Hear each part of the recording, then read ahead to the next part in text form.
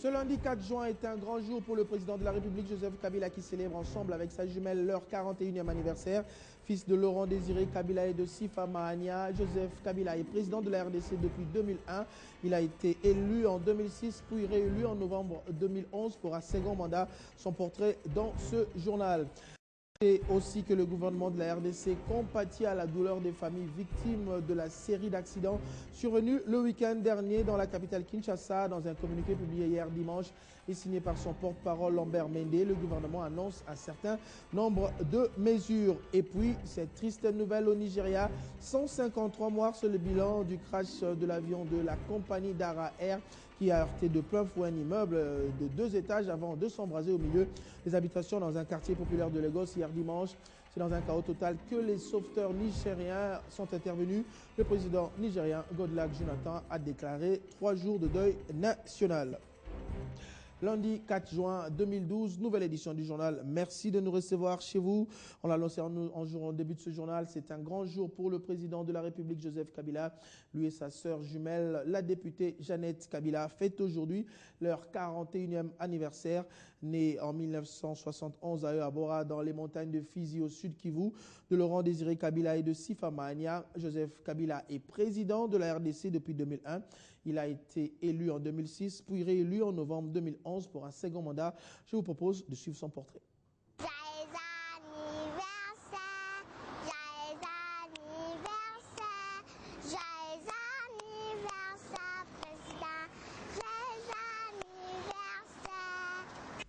C'est de lui qu'il s'agit, Joseph Kabila Kabange, président de la République démocratique du Congo.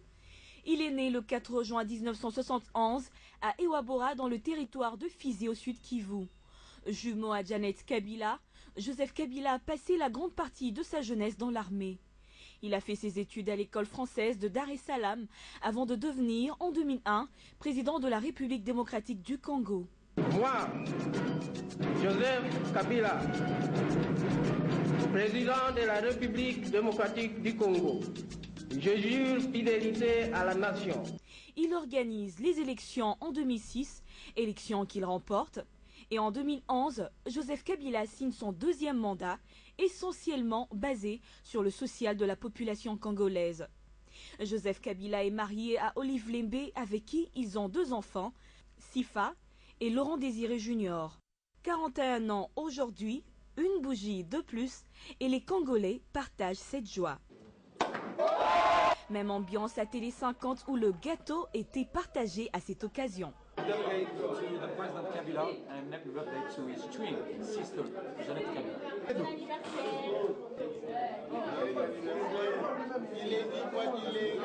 Ce qui veut donc dire que les Congolais sont de tout cœur avec leur chef.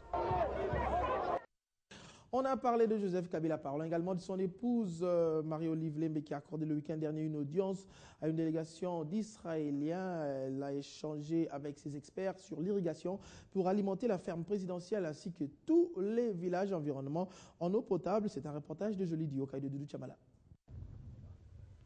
La ferme présidentielle implantée dans la commune de Maluku à l'entrée du Bandundu connaît un véritable problème d'eau, pas seulement de la ferme Espoir, mais tous les villages avoisinant cette ferme. C'est ainsi que pour résoudre ce problème, l'épouse du chef de l'État a fait venir ces Israéliens qui sont experts en irrigation dans le but de desservir toute la population de cette partie de la capitale en eau potable, afin de leur éviter de parcourir des longues distances à pied pour puiser de l'eau. Ces Israéliens ont déjà démontré leur expertise dans 21 pays africains dans le monde. Nous sommes ici au Congo, à Kinshasa, sur invitation du président de la République, Joseph Kabila. Il nous avait demandé de venir explorer les potentialités qu'offre le pays, son pays, notamment dans le domaine agricole, pour assurer la sécurité alimentaire. Et voilà que nous produisons bien de choses, des légumes, de plantes, tout ça pour la population congolaise et quinoise en particulier. Et en République démocratique du Congo, c'est à Lubumbashi qu'ils ont lancé cette activité. Pour la ferme Espoir, ce sera un véritable ouf de soulagement qui sera partagé avec ses voisins qui ne cessent de bénéficier de la bienveillance du couple présidentiel en allégeant leurs difficultés auxquelles ils ont depuis toujours fait face. À la primature, une réunion stratégique et technique s'est tenue ce lundi, présidée par le Premier ministre. Cette rencontre a traité des questions habituelles de l'évolution de la situation économique du pays.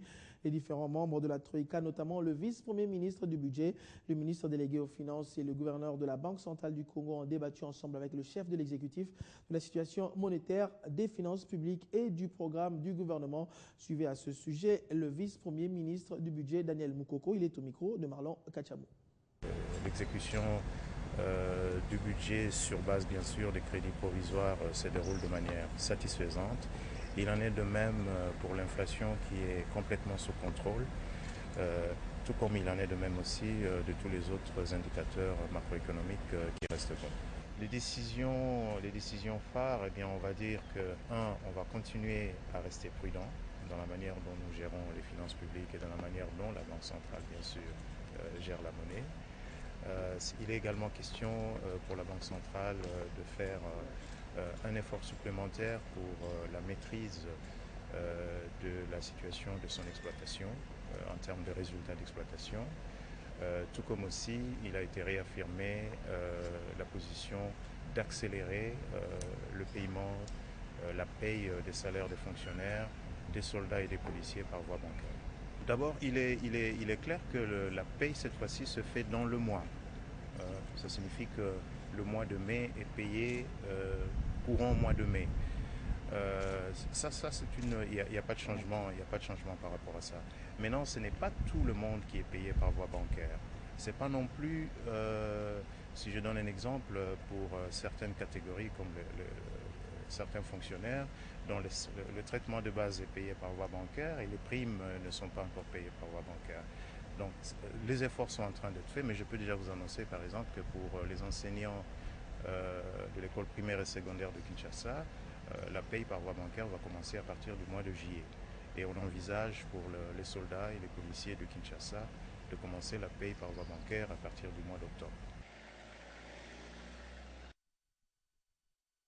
Autre chose dans ce journal, c'est cette série d'accidents survenus le week-end dernier dans la capitale Kinshasa. La réaction du gouvernement n'a pas tardé à travers son porte-parole Lambert Mende. Dans un communiqué publié dimanche, le gouvernement compatit à la douleur des familles victimes et annonce un certain nombre de mesures. C'est ce que nous dit Claude Biringanine.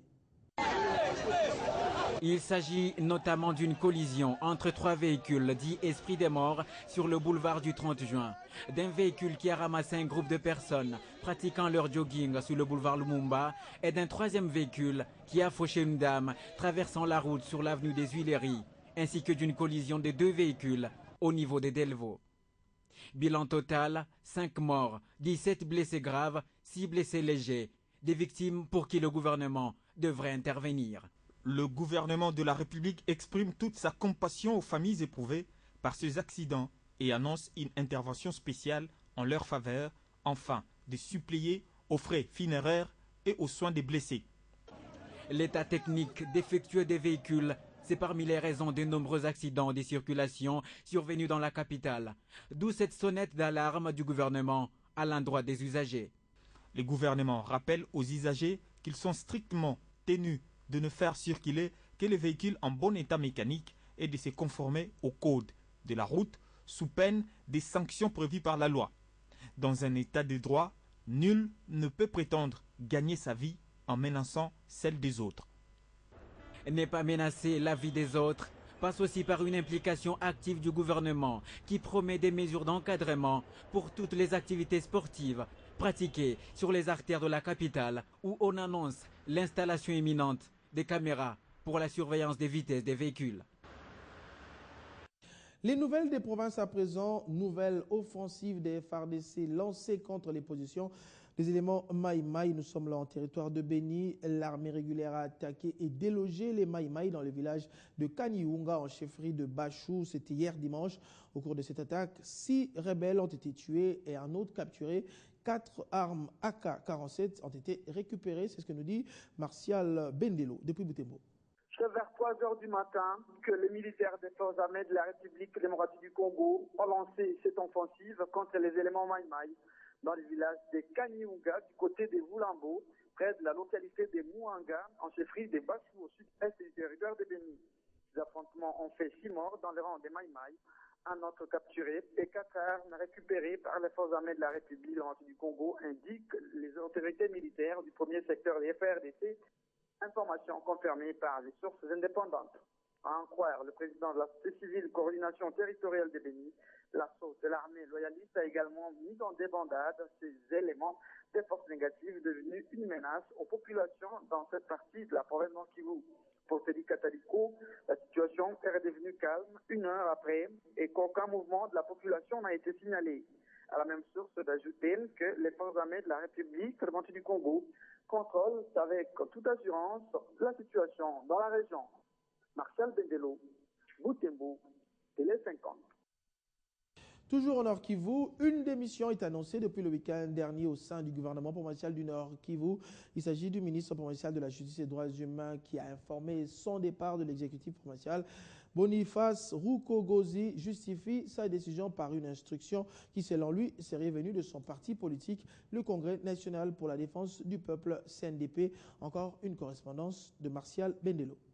C'est depuis le samedi 2 juin dernier que cette information a été rendue publique à Goma, chef-lieu de la province Nord Kivu. Le ministre provincial de la Justice et des Droits humains a laissé entendre que son départ du gouvernement provincial du Nord Kivu est consécutif à une décision de son parti politique, CNDP, qui, selon lui, accuserait le pouvoir de Kinshasa de violer les accords de paix de Goma signés le 23 mars 2009. Et que ce parti politique serait même en voie de quitter la majorité présidentielle pour la même fin. Cet acte est cependant condamné par certains notables Nord Kivu qui dénoncent au même moment le soutien du Rwanda aux militants du M23. Tel est le cas de M. Enoch Sibineza de la communauté Tutsi de la RD Congo et ancien président de Banyamulenge qui pense que l'aventure armée de Bosco Ntaganda risque de rendre fragile la cohabitation déjà précaire entre les différentes communautés en province Nord Kivu.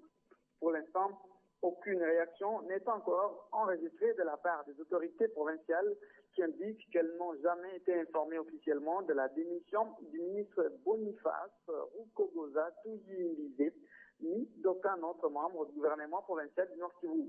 Toutefois, si cette démission s'avérait, elle pourrait susciter des questions sur les relations que les CNDP entretiendraient avec le M23 de Sultani Makenga, les militants qui combattent ces jours les forces armées de la République démocratique du Congo en province Nord Kivu. Martial Bendelo, Butembo, Télé 50. Merci Martial Bendelo, quittant la RDC pour le Nigeria et surtout cette triste nouvelle annoncée en titre. 153 morts, c'est le bilan du crash de l'avion de la compagnie Danair qui a heurté de plein fouet un immeuble de 2 étages avant de s'embraser au milieu des habitations dans un quartier populaire de Lagos. C'était hier dimanche et c'est dans un chaos total que les sauveteurs nigériens sont intervenus. Le président nigérien Goodluck Jonathan a décrété un deuil national de 3 jours. Suivez. Plusieurs corps carbonisés ont été retirés des décombres de l'immeuble détruit. Aucun survivant n'avait encore été retrouvé dimanche soir parmi les passagers. L'avion volait à très basse altitude et le bruit du réacteur était assourdissant, racontent les témoins qui ont vu l'appareil s'écraser, causant une centaine de morts. Quelques minutes plus tard, sur le quartier populaire d'Idjou, à proximité de l'aéroport international dans le nord de la ville, réputée la plus grande agglomération du continent africain avec près de 15 millions d'habitants. Très vite, une épaisse fumée noire a envahi tout le quartier et les flammes étaient visibles à plusieurs centaines de mètres. Avec le choc, l'appareil s'est disloqué, une des ailes et la queue ont été arrachées. Plusieurs voitures ont également été brûlées. Déjà un jour avant ce crash, le samedi soir, un avion cargo nigérien avait manqué son atterrissage à l'aéroport international d'Accra, capitale du Ghana, percutant un minibus et tuant 10 occupants du véhicule. Le président nigérien Goodluck Jonathan a décrété 3 jours de deuil national à dater de ce lundi et ordonné une enquête la plus complète possible sur l'accident.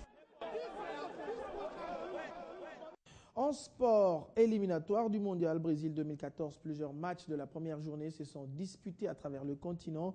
Battus 1-0 à Yaoundé par les Lions indomptables du Cameroun, les Léopards de la RDC ont regagné la capitale depuis dimanche.